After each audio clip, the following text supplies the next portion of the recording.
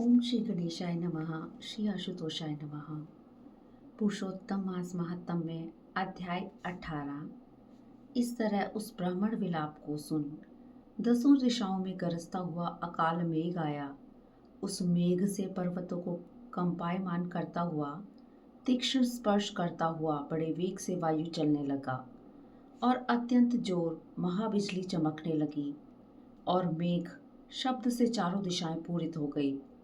इस तरह 1 मास तक ऐसा जल बरसा कि सारी पृथ्वी जल से भर गई, परंतु बालक शोक की अग्नि से तपे हुए उस ब्राह्मण को कुछ भी मालूम न हुआ। न उसने पानी पिया और न भोजन किया। पुत्र पुत्र इस तरह पुकारते हुए ही उसको सारा मास व्यतीत हो गया। वह मास श्री कृष्ण का प्रिय पुरुषोत्तम मास था, सो वह अनजाने में ही उस ब्राह्मण से पुरुषोत्तम मास की सेवा हो गई। इससे अत्यंत प्रसन्न होकर कृष्ण भगवान प्रकट हुए। उस समय मेघ बरसना बंद हो गया। फिर उस ब्राह्मण ने श्री कृष्ण भगवान को देखकर शीघ्र बालक को पृथ्वी पर रख स्त्री सहित श्री कृष्ण भगवान को दंडवत नमस्कार किया और हाथ जोड़ श्री कृष्ण के आगे बैठ गया। अनजाने में पुरुषोत्तम मास के सेवन से प्रसन्न भगवान अमृतवाणी से बोले, हे ब्राह्मण, तुम धन्य हो और अत्यंत भाग्यवान हो। जो कुछ होने वाला है सो मैं कहता हूँ। हे ब्राह्मण, तेरे इस बालक की 12,000 वर्ष की आयु होगी। हे द्विजोत्तम, तेरे को सुख देने वाला बालक होगा, इसमें कोई संदेह नहीं। मैंने तुझको पुत्र दिया। नारायण बोले, हे नारद, भगवान के इतना कहने पर उस ब्राह्मण का बालक जीवित होकर उठ बैठा और ब्राह्मण और उसकी स्त्री दोनों बालक को देख महा आनंदित हुए और देवता भी फूलों की वर्षा करने लगे। सुखदेव जी तोता ने दोनों हाथ माता पिता तथा श्री हरि को प्रणाम किया और गरुड़ भी पुत्र सहित ब्राह्मण को देख अत्यंत प्रसन्न हुआ। तब ब्राह्मण आश्चर्य युक्त होकर श्री हरि को प्रणाम कर हाथ जोड़कर गदगद वाणी से संशय काटने के लिए आनंद सहित भगवान से पूछने लगा, भगवान, मेरे 4,000 वर्ष तक निरंतर महाकठिन तप करने पर आपने जो कठोर वचन हमसे कहे थे कि मेरे 7 जन्मों में भी पुत्र का सुख नहीं है, उस वाक्य के उल्लंघन का हेतु और मरे हुए बालक को जीवित करने का कारण क्या है? इस तरह पुरुषोत्तम मास महात्म्य का 18वां अध्याय समाप्त हुआ। अध्याय 19। नारायण जी ने कहा, हे नारद, भक्त वत्सल भगवान अपनी वाणी से सुदेव ब्राह्मण को प्रसन्न करते हुए बोले, हे द्विजराज, जिससे मैं प्रसन्न हुआ क्या यह तुम नहीं जानते?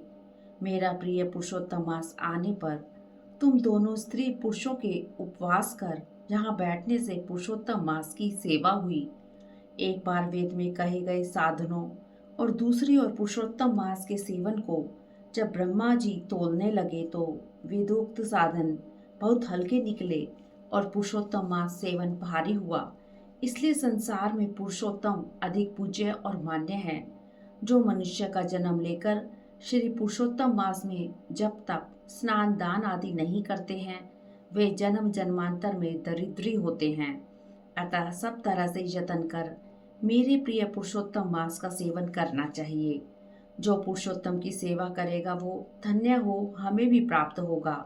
श्री नारायण इस तरह बोले, हे मुने, जगदीश्वर हरि भगवान कह के तत्काल गरुड़ पर चढ़ अत्यंत पवित्र बैकुंठ लोक को चले गए।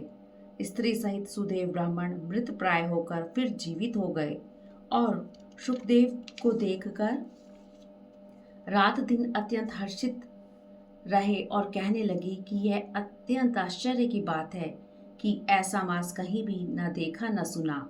इस तरह आश्चर्य युक्त हो वह सुदेव ब्राह्मण श्रद्धा युक्त होकर पुरुषोत्तम का सेवन करने लगा। ऋषि वाल्मीकि बोले, वहां से राजा धृधर्णवा विख्यात हुए।